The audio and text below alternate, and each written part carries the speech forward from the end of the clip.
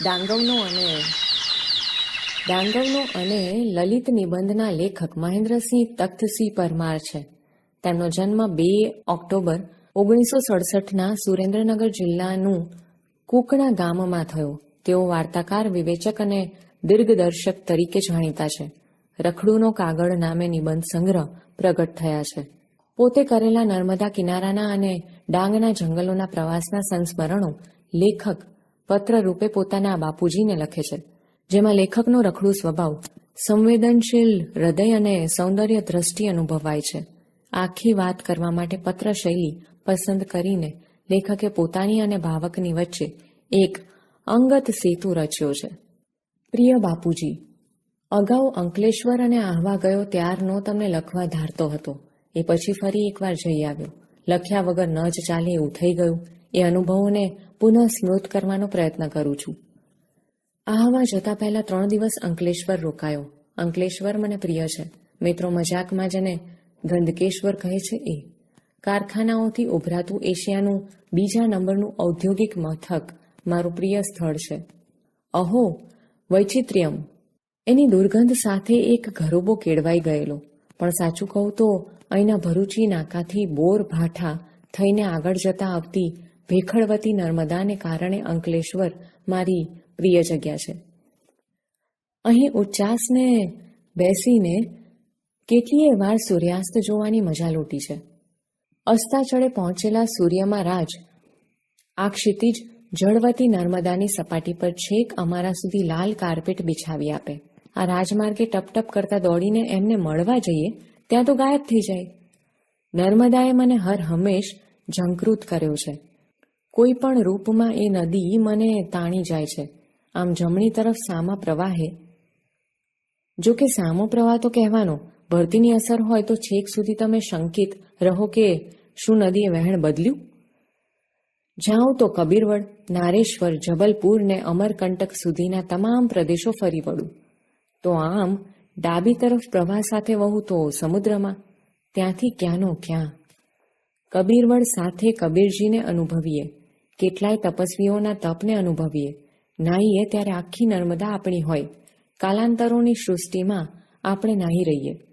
એક અંજલિ ભરીએ તો હાથમાંનું જળ ભૂતકાળના બધા દ્રશ્યો વર્તમાનની સન્નિધિએ ઉઘાડતું આવે. ભૂખ તરસ બધું ભૂલી જવાય. કવિ રાજેન્દ્ર શુક્લ અહીં યાદ આવ્યા વિના ન રહે. મુઠ્ઠી ચણા કે ધાણી, ઝરણાનું મીઠું પાણી, ઘેઘૂરની ઘટામાં 8 પ્રહર ઉજાણી.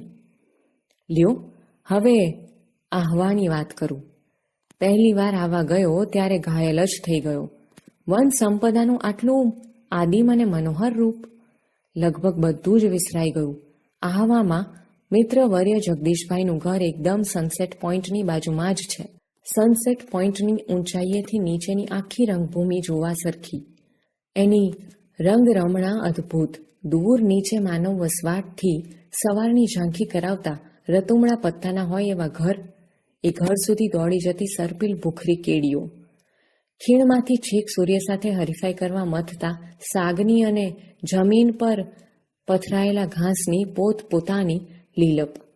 છાક એનો એવો કે સૂર્યપ્રકાશને આંટી મારે. નયન રમ્ય ને નયન મનોહર શબ્દોની ખરેખરી અર્થછાયા અહીં પ્રત્યક્ષ થાય. પવનની સાથે ઘૂંભરાઈને ઉપર વહી આવતા રંગ, ગંધ, અવાજના ત્રિવિધ રૂપને ઊંડા શ્વાસ લો તો આખા અસ્તિત્વમાં અનુભવી શકો.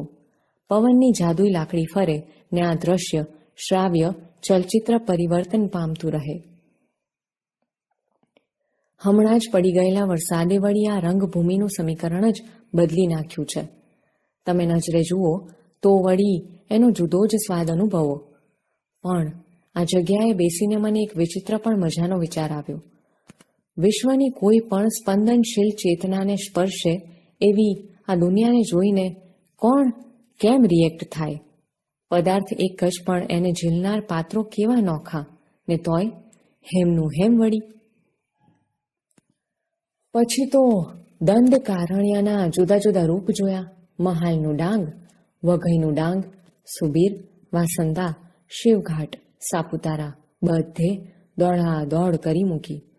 ક્યાંક ખૂબ ઊંચાઈએથી ઊંડે તો ક્યાંક એકદમ ઊંડાઈએથી ખૂબ ઊંચે ચંચળતાથી ભમી લીધું. ખીણને રસ્તે રાત્રે નીકળ્યો તો સ્તબ્ધ થઈ ગયો. ચોતરફ આગિયા. સાગના ઝાડ રાતોરાત કોઈએ શણગારી લીધા. ઉપર નજર કરો તો તારા ખચિત આકાશ અને અહીં નીચે આગિયા. પ્રિય કવિ રાજેન્દ્ર શુક્લ કાયમ સાથે જ રહે. સ્થાનનો ફરક અમથો, મૂળમાં તો અજવાળું. તારકો શિખર સોહે, આગિયા તરાઈમાં. અહીં તહીં ઉડાઉડ કરતા આગિયાઓ અંધકારને શણગારીને એક મોઝેક બનાવી આપે. નામનો જાદુ કેવો હોય તેની વાત કરું. અહીં ગિરમાળનો ધોધ છે. લગભગ 301 મીટર ઊંચેથી સુસવાટા નાખતું પાણી પૂરજોશમાં નીચે પડે. વિખરાઈ જાય નાના સરખા તળાવ રૂપે. ચોતરફ પર્વતમાળાઓ ને વચ્ચે આ ધોધ. જ્યાંથી એ પડે ત્યાં જ પહોંચ્યા અને પથ્થરની ઓથ લઈને નીચે જોયું. ધુઆધાર જોયેલો જબલપુરમાં. એના વિકરાળ રૂપની પાસે આ તો કંઈ નહીં. પણ હવે તમને નદીનું નામ કહીશ તો આખી વાત રમ્ય બની જશે. આ નદી છે ગીરા. નદી, ધોધ અને તળાવ એક રૂપક બની ગયા. વાણીનું આ રૂપ મારા સાહિત્યનું પણ રૂપ બન્યું. આ જ તેજસ્વી ગતિએ મારા ભાષાની ઉર્જા જન્મે ને નીચે તળાવમાં સંચિત થાય. પેલા ટચુકડા બુભુક્ષ માછીમારો જેમ જાળ નાખીને ઊભા છે તેમ હું એ ઊભો હોઉં. પછી જળ પાછું બંધાઈ ન રહે. ગીરા નદીના રૂપે વળી નવા પ્રદેશો સર કરે. કેટલું સરસ નામ, ગીરા. લડી લડીને હેત કરતા વાંસના ઝુંડના ઝુંડ. ક્યાંક ઉન્મત્ત ગજયુથ જેવા, ક્યાંક એકલ દોકલ પ્રણયજન જેવા. વૃત્તિઓ સઘળી ઠરીઠામ થઈ જાય, ડાયડમરી બની જાય. અસ્તિત્વની પરમતા અને ભવ્યતા બેયનો નજદીકી અને બારીક અનુભવ થાય.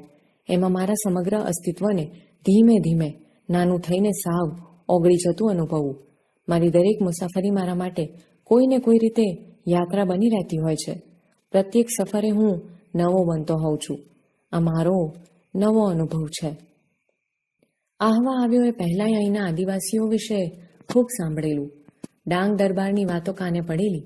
આ વખતે આ લોકોની દુનિયાનો આછેરો પરિચય જ માત્ર મળી શક્યો. જ્યારે તક મળે ત્યારે જગદીશભાઈનું બાઇક લઈને નીકળી પડું. આહવાની ગલી કૂંચીઓમાં અને આજુબાજુના રસ્તાઓ પર રખડ્યા કરું. સ્થાનિક પ્રજાને જોયા કરું.